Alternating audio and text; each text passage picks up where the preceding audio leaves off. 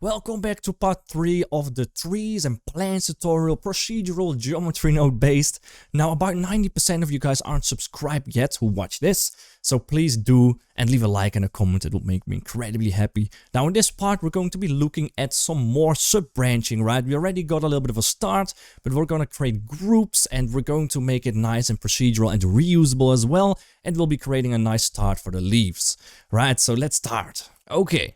So to add another layer of sub-branches, of course we're not just gonna do that the manual way, we're gonna do that a little bit more of a repetition way. And the easiest way to do that is to make a group out of the entire part of our branching that is gonna be adding new branches, right?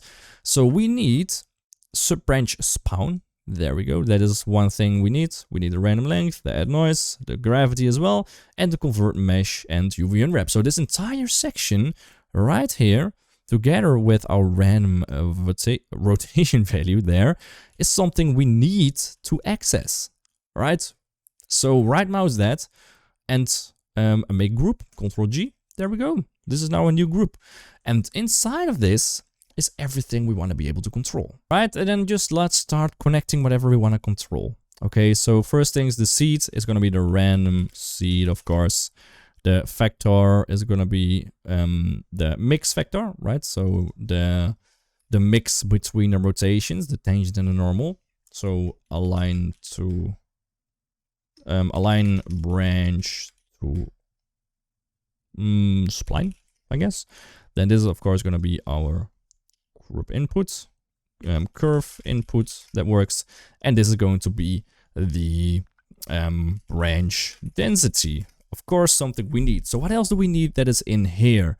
So we got the trim curves, doesn't really matter, especially because we can just control the curve line, right? Because we do want to control the lengths of our branches, right? So we can, this endpoints, if we make this longer, our actual branches are going to be longer too. So I'm going to drag that out to a combine XYZ and set the Z to 1 default value and connect that in there as well. So this count is going to be our branch. I thought we already renamed that branch density. And the Z value here is going to be our branch length. There we go. Then what else do we need? We got a noise texture. Let's connect that as well. All right, let's see. Group inputs. We can just add a new one right there and connect the scale right there. So branch noise scale. And I want a branch noise strength there as well. Branch noise strength. Beautiful. And what else do we need? We already have quite a lot, don't we? This branch gravity, do we want to be able to control that as well? I guess. So connect that Z from the combine XYZ to the group input there. And name this branch gravity. Amazing. And then I think we got everything we need except for the radius value, right? So Shift A, group input. Whenever you need another group input, if the other one is too far away, just add a new one and connect the radius there. Beautiful. And this is the branch radius. Now, if you right mouse and exit this group, you can see we have one node group. Amazing. So now we can move everything a lot closer. And that is just making everything a bit easier. Right, so let's name this to add new branching, or just add branches. Sure, there we go. And the outputs that we have there is going to be a mesh. And we don't want to have that for everything. So I'm gonna go into my group, edit group, and I'm also going to connect the part before we convert this to a mesh. So this part. This is still a curve, connect that to the output. And I'm gonna name our output to be, so this is the mesh output. This is gonna be the curve output. There we go. Right mouse, exit group, and now we have two outputs here. And the reason why is because for new branches to be added, we need to add these to our curve points. All right, so now to add new branches, we just need the exact same process once again, right? So Shift D that, and now connect our curve output to our curve input, and we can just reconnect our mesh output right there. And we're already getting new branches. Isn't that interesting? Quite easy. So what we want to do as well is right now, let's see how this looks. Let's see. Let's just reduce our length a little bit, the branch length, so it's just a bit easier to see, and also decrease the branch radius just a little bit, like that. All right, so now we have some sub branches, but those don't really apply to the correct radius yet, which is annoying, right? So what we have to do is, for our second layer of branches, we need to actually capture the spline parameter of that as well, and give that as an input to our third layer of branches. All right, so that is just how branching works. Sadly, we need to keep providing that curve information to the new set of branches. So how do we do that? Well, before we input it here, we can just find another capture attribute right there, and we can just do the exact same process we had here, right? So Shift D that, Shift D, and connect that to our capture attribute. Or actually, we can just connect this up there as well, right? Because the input doesn't matter, the placement of the capture attribute matters, right? So this can be the same, just connect it up here. And now we capture that attribute once again, and that is what we want to be using for another branch radius set. And once we have that, we can actually use it. But we want to use it in the part where our curve is transformed to a mesh, right? So let's go into edit group. So this convert to mesh and UV unwrap is what we want to be controlling here, all right? And that is the tricky part, because right now it uses the OG spline only, and I also want to use the second spline. All right, so what we can do is add a new input, Shift A, math, right there, and we can multiply that with a value of our choosing, and that value is going to be, right, let's drag that all the way to a group input, like there. We can name this spline dependency. Okay, so exit your group, and now we have another input spline dependency that we can access, and we just want to multiply that with the attribute we just captured. There we go. So it seems like we don't really want the same kind of input here, so I'm just gonna disconnect this and add a new spline parameter. There we go, right, a new factor, and we need to switch that, so map range from 0 to 1 to 1 to 0. There we go. All right. And let's see, we can now just crank up that radius just slightly, I guess. There we go. All right. We're now adding new lines. If I disconnect this, you can see we're adding a new set of branches. Now, of course, our radius at some points is going to be so small that there won't be any radius. So what I want to do in my add branches, or just at the ends of my output, I guess, we can delete that loose geometry. So to only delete the loose ones, just drag our selection out to edge neighbors, right? Because we just want to select everything that has no neighbors, right? So only the standalone edges. Right now it's only keeping those. So Shift A and find our compare node. And we want to compare this integer, connect that up, and equal to 0. So it's deleting all of our, well, edges that have no neighboring faces, right? Beautiful.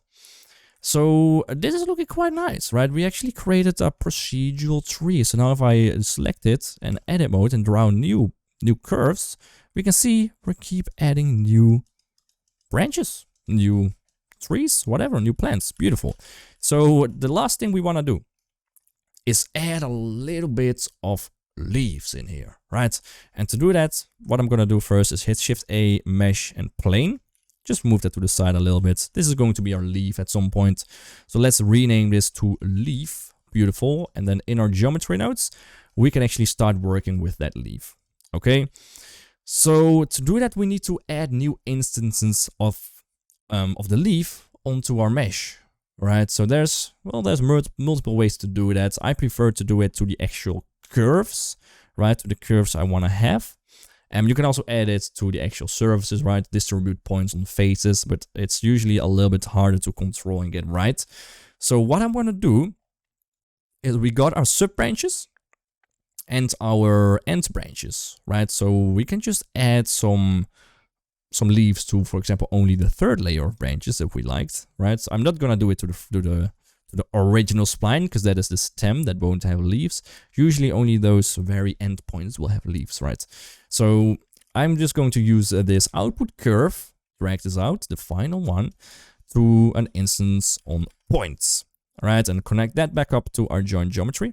And our instance is going to be our plane, so our leaf, right? Just drag that in from the outliner and connect it to the instance. Now, don't worry if nothing appears. It's a 2D plane and we're in a 2D view, right? So just rotate your camera a little bit and there we go. So now we just need to add a little bit of random rotation here and, well, set the correct starting points of our leaf, right? So I'm going to go in edit mode of my plane and, well, let's just hit shift and right mouse. There we go, right mouse, origin to 3D cursor, right? This is going to be our starting point of our leaf. Beautiful.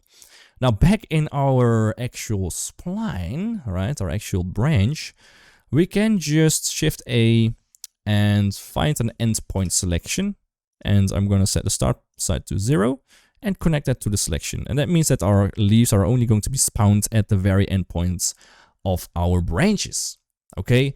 And they are a little bit big, so let's make them smaller, so we can actually see what's happening, right? So now there's a leaf spawned at every endpoint of our plant, pretty much. Now the rotation is a little bit weird. And well, there is no real rotation at all, I would say. So if you want to rotate this properly, we want to rotate this to the curve tangent, of course, right? Because if we have, for example, this leaf right here, our curve goes like that, then I want my leaf to be angled, well, like this, in the same tangent direction. Beautiful. So let's just drag this out to a tangent, a curved tangent. There we go. Now it's not directly aligned in the proper direction. So let's hit Shift A and align Euler to vector, right? This allows us to actually align it to a specific axis. And let's see what axis that has to be. X or Y. Y seems perfect. Yes, Y direction it is. Beautiful. All right, so that is looking quite nice. And I also want those leaves to be a little bit of a random scale. Every leaf needs a random scaling. So drag this out, random value. And for the leaves, I am not going to use a vector, but a float as a random input. The reason why is because that will make sure that we have a uniform scaling. And I want the minimum to like 0.1, max 0.2. Is that too much? It is. So select both of them and just drag it down a little bit to like that. Let's set the start to 0.02. There we go. We got some small leaves. We got some big leaves. Quite beautiful. You can see that some of the leaves are spawned in thin air. And the reason is because we use the delete geometry to delete the parts of our mesh that have no basic thickness, right? So that is no face. There is just a curve there. There is still a leaf spawning because, well, it uses that curve as a spawn position, right? So that is not really what we want, okay? So what is happening is that this value, right, the capture attribute here that we use as an input for the, well, the radius as well. If I disconnect this, you can see that it has thickness, but as soon as I connect that, the thickness is gone, and that is because it is at the very end point of a spline. There it has 0 thickness, okay, which is fine. We just need to give that as an input as well. So how do we do that? Well, at the curve output here, Shift A, delete geometry, delete it all. Not what we want, but don't worry. So I want to delete the parts that aren't visible, pretty much, right? So let's just unmute this. I want to delete the parts of this output curve. There we go. I want to delete those endpoints there as well. So how do we do that? Well, we compare this value of our capture input. Compare. We want that to be less than a value, and then it gets deleted pretty much. So if I connect this up there, less than 0 gets deleted. If I crank this up, you can see that, let's connect this to our viewer, that more and more of those endpoints are getting deleted based on how high I set this value, right? So we can control how far those curves are going to be staying and at what point they are going to be deleted, right? And let's delete our viewer. you can see that when we do that, we can actually perfectly control where we want those leaves to spawn, pretty much, right? Beautiful, beautiful, beautiful. Something like this, I guess, or perhaps this. Beautiful. Well, that was part 3 of the tutorial. If you liked that, please leave a like, subscribe, or leave a comment. You know, any one of those will make me very happy. And then the next one will be looking at the texturing and finishing it up, right? So that will be the last part. I'll see you in that one. Cheers.